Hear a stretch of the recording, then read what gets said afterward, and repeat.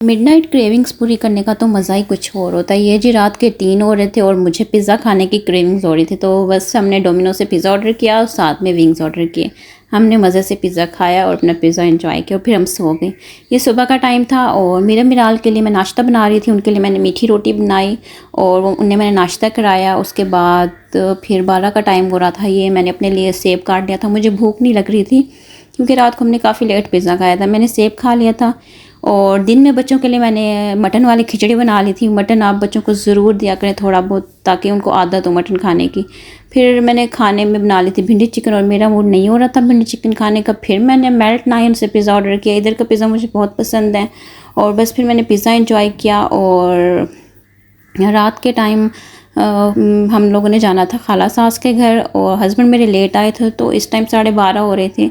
तो हम इस टाइम 12:30 बजे खाला सास के घर जा रहे थे। वो चाइना जा रही थी, तो हमने उन्हें सी ऑफ करना था। और बस फिर उनके घर से होके हम बाहर निकले तो इतना अच्छा मौसम हो रहा था और ये सोसाइटी भी काफ़ी अच्छी है, तो मेरा वॉक करने का दिल जा रहा था। हस्बैंड मेरे अपनी कज़न के साथ बातें कर रहे थे, तो मैंने सोचा मैं थोड़ी सी वॉक कर लूँ। वॉक करते करते ना मेरी नज़र इमली आम के दरख्त पे पड़ी और इतनी सारी उस पर इमलियाँ लगी हुई थी, तो मैंने उधर से तोड़ी और थी भी बिल्कुल नीचे नीचे, मतलब पास पास से। ये आंटी का घर है, मेरी खाला सास का घर, उन्हें मैं आंटी कहती हूँ।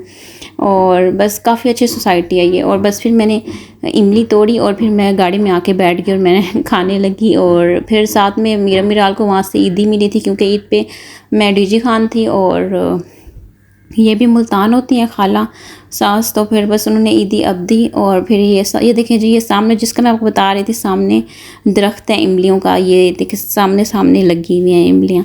बस फिर अब मुझे थोड़ी भूख लग रही थी, तो मैंने हस्बैंड से कहा कुछ खिलाएं। तो उधर ही यूनिवर्सल सिनेमा के पास एक पास्ता वाला ठहरा हुआ था, पता नहीं लोकल शॉप थी। 3 बजे का टाइम था, तो हमें यही पास्ता मिला। हमने पास्ता खाया और फिर हम घर आके सो गए। ये फिर सुबह का टाइम था। जो दोपहर में हमने पिज़्ज़ा खाया था, ये लेफ़्ट ओवर पिज़्ज़ा था। बस नाश्ते में मैंने वही खाया और पिज़्ज़ा एंजॉय किया। और बस फिर मैं शाम के टाइम, आजकल मौसम काफ़ी अच्छा होता है मुल्तान का, तो मैं बच्चों को शाम के टाइम घुमाने ले जाती हूँ बाहर। खुद भी हमारी वॉक हो जाती है और मेरा मिराल भी खुश हो जाती है। बस मैं इन्हें फिर बाहर लेके आई थी और ये एक्साइटेड भी हो रही थी, लेकिन मिराल पता नहीं गुमसुम थी, पता नहीं उसे क्या हुआ था।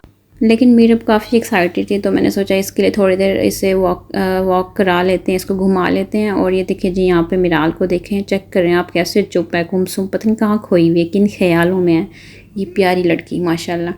बस जी घर ले आई थी इनको मैं। और ये रात का टाइम था, हस्बैंड जब घर आए थे तो ग्रॉसरी शॉपिंग भी करते आए थे। कुछ चीज़ें ख़त्म हुई थी तो मैंने वो मंगवानी थी। पास्ता मैंने मंगवाया था, आपको जल्द पास्ता की रेसिपी मिलेगी घर में, मैं बनाऊँगी। मेरा काफ़ी दिल चाह रहा था बनाने का, काफ़ी टाइम से सोचा हुआ था मैंने। और साथ में नूडल्स मंगवाए थे। ये तो आपको पता है नूडल्स हम कैसे मिस कर सकते हैं। बस जी ये छोटा सा व्लॉग था। नेक्स्ट वीडियो में मिलूँगी। अल्लाह हाफ़िज़।